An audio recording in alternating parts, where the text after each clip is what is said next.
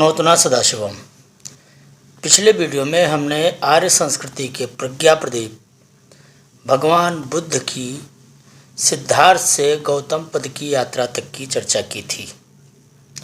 उन भगवान बुद्ध की जो सनातन आर्य संस्कृति के परम उपास्य भगवान विष्णु के कलयुग कालीन अंशावतार थे और जिनका वर्णन पुराणों में बार बार आया है। हम इस वीडियो में विमर्श करेंगे गौतम के आत्मानुसंधान पूर्वक दुख के कारणों की संप्राप्ति के रूप में प्रतीत्य समुत्पाद के साक्षात्कार की। गौतम ने आलार कालाम द्वारा सांख्यानुशीलन परक क्षेत्र क्षेत्रज्ञ विभाग को आधार बनाकर जरा मरण रूपी महारोग से निर्मुक्त होने के सारे प्रचलित उपाय किए। गौतम का उद्देश्य ही था जरा मरण के झंझट से हमेशा के लिए मुक्त होना। अब इसका ज्ञान तो उन्हें सिद्धांतता बार बार अध्ययन अध्यापन एवं स्वकीय अनुभवों के आधार पर होता ही रहा था। सभी जानते हैं कि सिद्धार्थ के विरक्त हृदय को अत्यधिक आंदोलित किया था वृद्ध पुरुष की किंकर्तव्य विमूढ़ अवस्था ने, जिसे लाठी के सहारे घिसटते देख उन्होंने छंदक से पूछा था, यह कौन है? छंदक ने उत्तर दिया था, वृद्ध है कुमार। सिद्धार्थ ने फिर पूछा, यह इतना कमज़ोर क्यों है? तो छंदक ने उत्तर दिया था, बल के क्षीण हो जाने के कारण। सिद्धार्थ ने आंदोलित होकर पूछा था, क्या मेरे पिता, मेरी माता और मेरी यशोधरा भी एक दिन? तो छंदक ने उच्छ्वास भर कर कहा था कि वही नहीं, आप भी एक दिन इस अवस्था को प्राप्त होंगे। जो भी इस जगत में जन्मा है उसे इस अवस्था में आना ही पड़ता है, यह प्रकृति का नियम है। सिद्धार्थ विचलित हो उठे थे। इसी तरह एक रोगी को, एक मृत व्यक्ति की अर्थी को देख सिद्धार्थ के सामने अपने सगे संबंधी परिजनों की भावी भयानक गति का दृश्य साकार रूप से सामने खड़ा हो उठा था। क्या इसका प्रतिकार किया जा सकता है? सिद्धार्थ ने बार बार सोचा था, बार बार ग्रंथों का अध्ययन अनुसंधान किया था, हजारों बार क्षेत्र क्षेत्रज्ञ के अनुशीलन के क्रम में इंद्रियार्थेषु वैराग्यम अनहंकार एव च जन्म मृत्यु जरा व्याधि दुख दोषानुदर्शनम, ये सिद्धांत रूप से शास्त्रों में अनादिकाल से वर्णित रहा है। और सिद्धार्थ ने तो गुरुकुल वास के काल से ही वैराग्यपूर्ण जीवन जीने का सतत अभ्यास किया था, पर क्या उन्हें शांति मिलती थी? ये भी तो अशांति ही थी। एक दिन मेरे पिता माता, मैं, मेरे परिजन, मेरा प्रजा समूह, सभी को ये अवस्थाएं झेलनी ही पड़ेंगी। सिद्धार्थ बार बार सोचते थे, क्या इन्हें बचाने का कोई मार्ग नहीं है? अमीरी गरीबी से इन शाश्वत अवस्थाओं का क्या लेना देना? जिन्हें बुद्ध क्रांति धर्मा लगते हैं, उन दिवांधों को ये तो विचार करना चाहिए कि कोई प्रधानमंत्री हो जाए, कोई जिलाधिकारी हो जाए, या फिर भीख मांगकर जीवन जिए। बुढ़ापा, रोग और मृत्यु से भी कोई बच जाएगा क्या?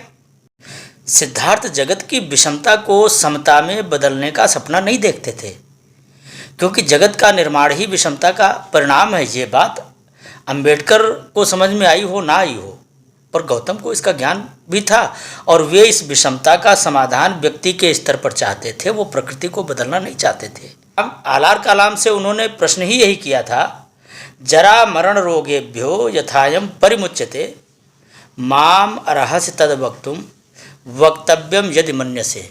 यदि आप मुझे योग्य समझें तो इस जरा मरण और रोगादि से अपीड़ित होने का उपाय बताएं। गोस्वामी जी ने मानस में लिखा है, जन्मत मरत दुसा दुख होई। जिन सनातन धर्मियों को भगवान बुद्ध नास्तिक लगते हैं, क्या वो बताएंगे कि क्या गोस्वामी जी भी नास्तिक थे? ये गोस्वामी जी भी बौद्ध थे।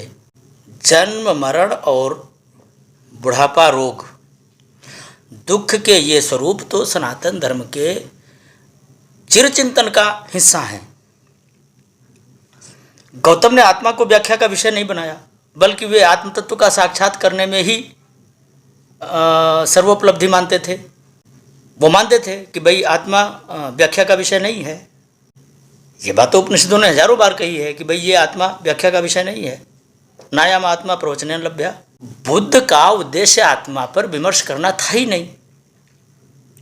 6 वर्षों की विभिन्न साधनाओं से उन्हें ज्ञान विज्ञान मिथ्या ज्ञान के सभी रहस्यों का ज्ञान हो जाने पर भी जन्म मरण से मुक्ति पा लेने का शाश्वत मार्ग नहीं मिला। उस आत्म तत्व का साक्षात्कार वो नहीं कर पाए। इसीलिए तो विरासती ज्ञान का और सांप्रदायिक विज्ञान का अध्ययन मनन छोड़कर आत्मानुशीलन को स्वीकार किया, आत्मानुशीलन में प्रवृत्त हुए। व्रत, उपवास, हठ, योग, इंद्रिय संयम, इन बातों के लिए विभिन्न वितर्कशील अनुष्ठानों को करने पर ही उन्हें ज्ञात हुआ था कि जब शरीर ही कष्ट में रहेगा तो बुद्धि स्थिर कैसे हो सकती है। मुखे भजन न हो गोपाला। अब ये साधारण सी बातें हैं जो प्रचलित हैं हमारे समाज में।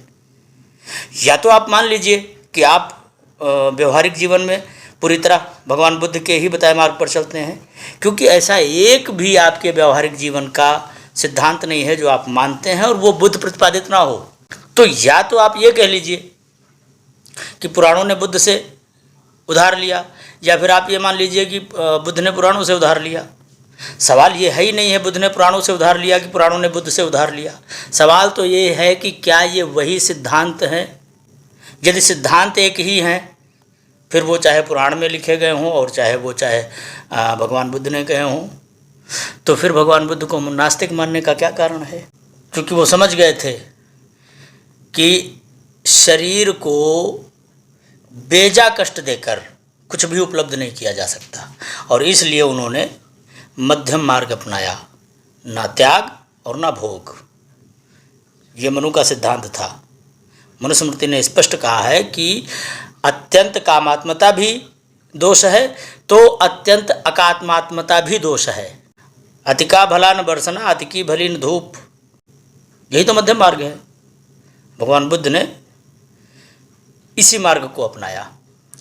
अब यदि ये मध्यम मार्ग मनु का है तो फिर बुद्ध मनु से भिन्न कैसे होते हैं, बुद्ध मनु के सिद्धांत से अलग कैसे होते हैं। तो गौतम ने ये मान लिया था कि जब शरीर ही कष्ट में रहेगा तो बुद्धि स्थिर कैसे हो सकती है। इसलिए उन्होंने शरीर धर्मों का संयम पूर्ण समाधान करते हुए आत्मचिंतन का मार्ग पकड़ा। इस चिंतन के केंद्र में गरीबी, अमीरी, जाति, वर्ण, ऊंच नीच, ब्राह्मण, शूद्र जैसे भौतिक विमर्श आते ही नहीं थे, बल्कि इस विषमतापूर्ण जगत में जन्म ही ना हो, यही उनका केंद्रीय विषय था। बुद्ध की संप्राप्ति का उद्देश्य पुनर्जन्म से मुक्ति में निहित है, मोक्ष प्राप्ति में निहित है, आत्म प्रतिपत्व में निहित है। योग की विभिन्न विधियों में निष्णात महायोगी ने अपनी बुद्धि को साधा, विमर्श आरंभ हुआ, विवर्तों में प्रज्ञा स्वच्छंद विचरण करने लगी। प्रथम ध्यान की अवस्था में गौतम ने अपने पूर्व जन्मों का दिव्य दर्शन किया और जाना कि यह संसार चक्र की भांति भ्रमणशील है और प्राणी बार बार इस संसार चक्र में आता है, जाता है। यह संसार केले के गर्भ की तरह निस्सार है। ब्रह्म सत्यम जगन मिथ्या, क्या ये इसी का अघोषित स्वीकरण नहीं है। द्वितीय ध्यान की अवस्था में गौतम ने स्वर्ग और नरकों का दर्शन किया।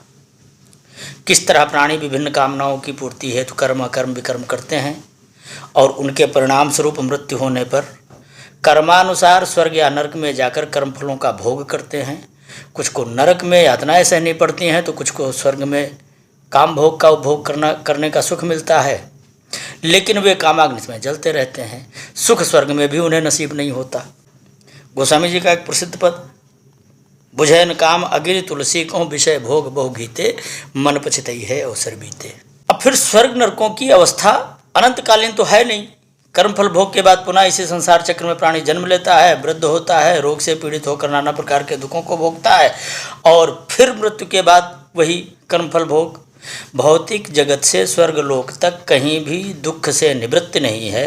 इसमें ऐसा कौन सा तथ्य है जो सनातन संस्कृति के विपरीत है या नास्तिक भावना से युक्त है, ये सनातनी जन विचार करें। और क्या कर्म फलोपभोग से गरीब, अमीर, ब्राह्मण, शूद्र, सवर्ण और दलित कोई बच सकता है क्या?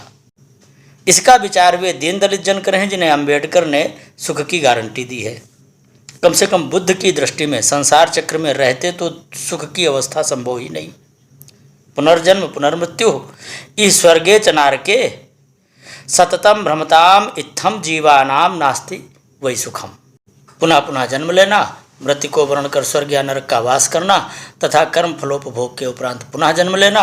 जीव इस भवचक्र में इसी तरह भ्रमण करता है, कहीं भी सुख की प्राप्ति नहीं होती है। ये महाकवि अश्वघोष बुद्ध चरित्र में भगवान बुद्ध के उद्गार लिखते हैं। इन उद्गारों का जरा आदि शंकराचार्य के कथन से मिलान करें। पुनरपि जननम पुनरपि मरणम पुनरपि जननी जठरे शयनम इह संसारे बहु दुस्तारे कृपया पारे पाहि मुरारे। शंकराचार्य बौद्ध भिक्षु थे, सनातन धर्मी। बहुत सारे विचारकों ने शंकराचार्य को छद्म बौद्ध भी कहा है, तो क्या स्वीकार करेंगे शंकराचार्य पथ के अनुयायी कि शंकराचार्य भी बौद्ध थे? इस तरह के मिथ्या विचार समाज में प्रचलित रहे हैं, जिनकी तरफ समाज को जानने ही नहीं दिया कि भाई बुद्ध ने कहा क्या है। लोग बुद्ध के बारे में कुछ जानते ही नहीं। गौतम ने विचार किया, आखिर यह भवचक्र है क्या, जिसका अस्तित्व केवल जरा मृत्यु का ही कारण है। तो गौतम ने आत्मदृष्टि को और विस्तारित किया। सत्यस्थानतः प्रविश्यासो बुबधे ज्ञानिनांबरा जन्मनस्मेव सद्भावा जरा मृत्यु न चान्य था। गौतम ने सत्य के अंतर्भूत होकर देखा कि जरा और मृत्यु नामक दुखों का कारण है जन्म लेना। ना जन्म हो, ना ही बुढ़ापा आवे, ना ही रोग हो और ना ही मृत्यु हो। छिन्ने मूले नैव शाखा न पत्रम। मूल क्या? जन्म का होना। यह सत्य क्या है जिसके अंतर्भूत होकर गौतम ने यह विज्ञान जाना? सत्यम ज्ञानम अनंतम ब्रह्म। दुखों के मूल कारण का अनुसंधान हो गया। जन्म लेना ही समस्या का मूल है। परंतु ये खोज क्या मौलिक थी? यदि ये खोज गौतम की मौलिक खोज थी तो जिस मुक्ति की आकांक्षा गौतम ने आलार कालाम से की थी वो क्या थी? दुखों का मूल है पुनर्जन्म। ये सांख्य का सुस्थिर सिद्धांत था। गौतम उसी मार्ग पर आगे बढ़ रहे थे। ज्ञान पारंपरिक था किंतु विज्ञान गौतम का साक्षात्कारकृत था। पहले जिज्ञासा भर थी, जिज्ञासा का आधार संदेह होता है, अब जिज्ञासा प्रमाणित हो रही थी। यह विज्ञान आओ करके सीखें की अवस्था थी। कक्षा 4, 5 में, 6, 7, 8 में हिंदी मीडियम में हमने यही पढ़ा है, विज्ञान आओ करके सीखें। भगवान बुद्ध ने यही समझाया है कि करके सीखो। आत्मा का व्याख्यान करने से आत्म तत्व का बोध नहीं होने वाला। आत्मा का साक्षात्कार करने के लिए आत्मानुसंधान में रत होना पड़ेगा। गौतम ने विवर्तों में छलांग लगाई। जन्म का कारण क्या है? उत्तर मिला कर्म फल। ना कर्म हो, ना ही उनके फल हो, ना ही स्वर्ग नरक का प्रतिबंधन हो, ना ही पुनर्जन्म। तो कर्म भव होता क्यों है? तो उत्तर मिला उपादान के कारण। उपादान क्या है? विभिन्न प्रकार की कामनाओं से किए जाने वाले विविध कर्म, व्रत, प्रतिज्ञा, शील, आचार, चोरी, दान, सभी प्रकार के कार्य जो मनुष्य बाल्यावस्था से लेकर वृद्धावस्था तक कामनाओं की पूर्ति के लिए करता है, उन्हीं के कर्मशेष के कारण ही कर्म फलोपभोग होता है। तो फिर गौतम ने विचार किया उपादान क्यों होता है? उत्तर मिला तृष्णा के कारण। तृष्णा क्या है? असंतोष। यह तृष्णा वायु की तरह कामना रूपी उपादान की अग्नि को भड़काती है। एक गरीब व्यक्ति आरंभिक स्तर पर 2 समय की रोटी की चाह करता है। वह पूरी होते ही कल के लिए संग्रह की चाह करने लगता है, और जब कल के लिए अनाज की व्यवस्था हो जाती है तो वह संग्रह पात्र का विचार करने लगता है। फिर संग्रह पात्र की सुरक्षा है तो मकान की, और इस तरह यह तृष्णा पूरी होते ही द्विगुणित हो जाती है उस मछली की तरह, जिसकी कहानी सारे बच्चों ने अपने विद्यार्थी जीवन में पढ़ी होगी। क्या दलित समाज के उत्थान को रत भीम यानी भगवान बुद्ध की व्याख्यायित तृष्णा को कभी समझ पाएंगे? अब तृष्णा होती क्यों है? जब अभीष्ट वस्तु या फल की प्राप्ति हो जाती है तो असंतोष खड़ा ही क्यों हो जाता है? उत्तर मिला वेदना के कारण। वेदना क्या है? तकलीफ, कष्ट। इच्छा पूर्ति पर वेदना क्यों? गौतम ने जाना इच्छा के 2 परिणाम हैं, उनका पूरा हो जाना अथवा उसका पूरा ना हो पाना। तो इच्छा के पूरा हो जाने पर भी फल तो क्षणिक ही होता है, इसलिए उसके फल की क्षणिक तुष्टि तृष्णा के कारण और भयानक हो जाती है। इसे सुखा वेदना कहते हैं। और यदि इच्छा पूर्ण नहीं होती है तो अप्राप्ति के कारण वेदना होती है, इसे दुखा वेदना कहते हैं। ये एक ही श्लोक में गीता में कह दिया गया है, क्रोधाद बोध सम्मोहा सम्मोहाद स्मृति विभ्रमा स्मृति भ्रंशात बुद्धिनाशो बुद्धिनाशात मनस्थिति। तो अब इस वेदना का कारण क्या है? तो फिर चिंतन चला, उत्तर मिला स्पर्श। स्पर्श क्या है? ज्ञानेंद्रियों, वस्तुओं और मन के संयोग की अवस्था को स्पर्श कहते हैं। भौतिक जगत जो नाम रूपात्मक है वह ज्ञानेंद्रियों के द्वारा मन से स्पर्श करता है। उस स्पर्श से मन का आंदोलन होना, यही वेदना कहलाता है। तो स्पर्श का कारण क्या है? उत्तर मिला खड़ायतन। खड़ायतन क्या है? पंच ज्ञानेंद्रियाँ और छठा मन। अरे भाई, ना ज्ञानेंद्रियाँ हो, ना वो बाह्य वस्तुओं से संपर्क करें, ना वो मन तक संदेश भेजें, ना मन आंदोलित हो, ना ही वेदना हो। बड़ा सुंदर उदाहरण दिया है अश्वघोष ने। न पश्यति घटम ह्यंधो यतो दृष्टया युतो न सह अतो ह्यायतने स्वेषु सत्सु स्पर्शस्य संभवा।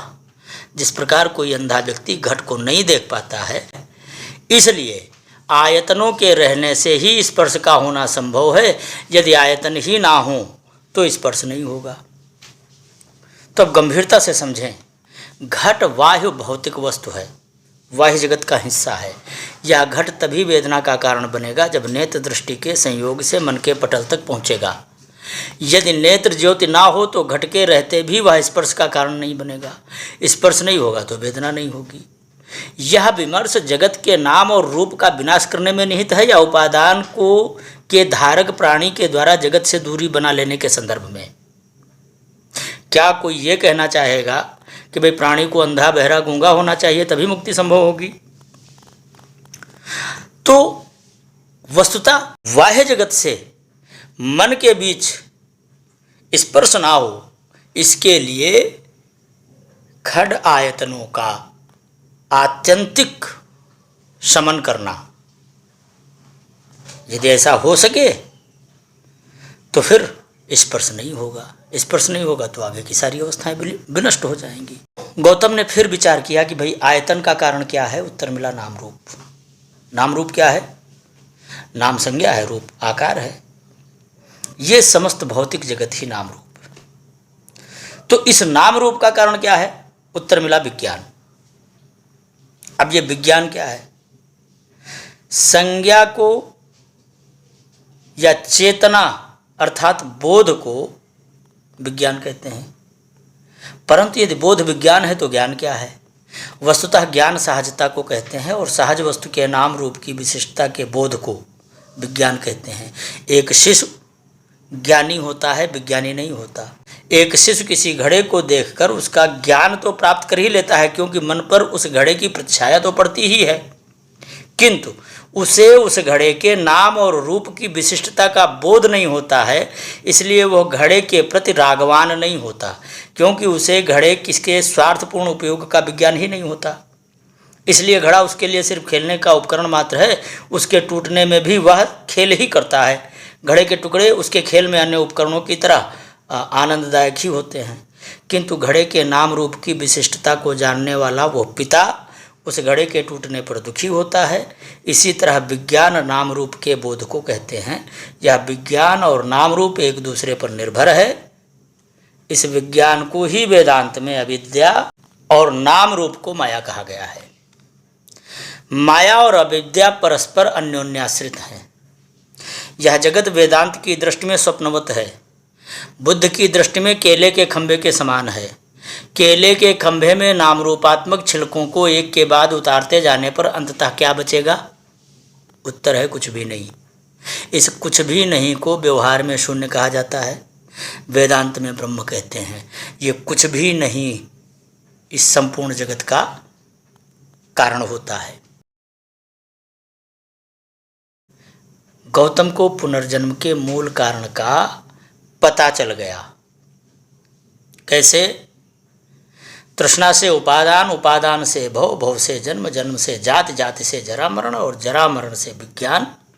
जो संस्कार शेष रह जाते हैं उस संस्कारों के कारण नाम रूप, नाम रूप के कारण फिर खडायतन, खडायतन के बाद स्पर्श, स्पर्श से वेदना और वेदना से पुनः तृष्णा। इस तरह ये भवचक्र चलता रहता है। यह है प्रतीत्य समुत्पाद। भवचक्र, संसार चक्र।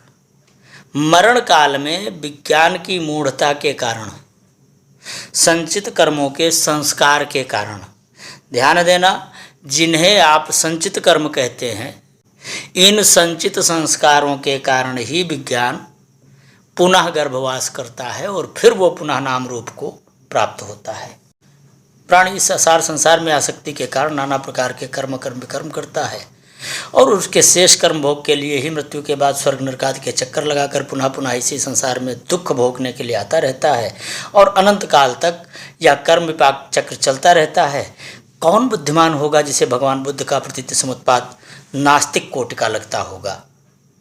फिर भी यदि लगता है तो उसे गरुड़ पुराण आदि सभी कर्म विपाकात्मक सिद्धांत पर आधारित सनातन साहित्य को बहिष्कृत कर देना चाहिए।